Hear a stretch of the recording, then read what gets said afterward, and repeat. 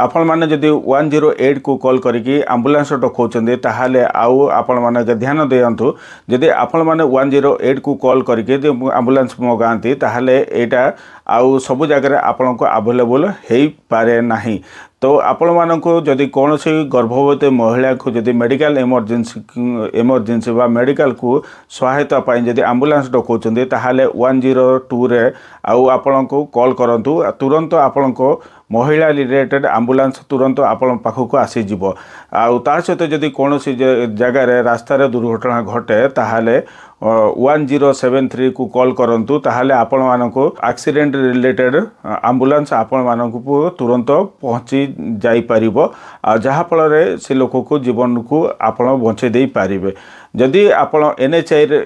रे जदि यात्रा करछन्ते ताहाले आपण मानको कोनोसी मेडिकल सहायता बा कोनोसी एक्सीडेंट रो सहायता जदि आपण मानको दरकार त एम्बुलेंस दरकार हुए ताहाले 1033 को कॉल करंतु ताहाले आपण यथा शीघ्र आपण मानको पाखको मेडिकल रो इमरजेंसी पई एम्बुलेंस आपण मानको पाखको पहुंची दिया जाई पारे। जदि आपण 108 को कॉल करछन्ते ताहाले ये राष्ट्रीय नंबर ये जदि एम्बुलेंस ये सब तो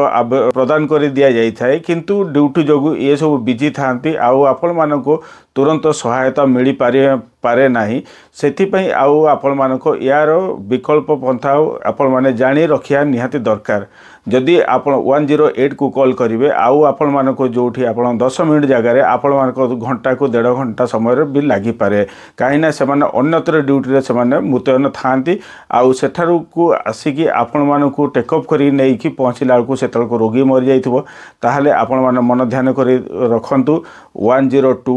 आउ 1073 1033 को आउ नंबर को तुरंत कॉल कले आउ आपण मानको स्थिति को नहीं कि आपण मानको पाखको एम्बुलेंस प्रदान करियार प्रावधान अछि। जदि एई वीडियोटा को इन्फॉर्मेटिव लागिछि लाइक शेयर सब्सक्राइब कर दियंतु आउ आपण मानको प्यारा सा मतामत देकी उत्साहित करंतु। जय हिंद जय भारत।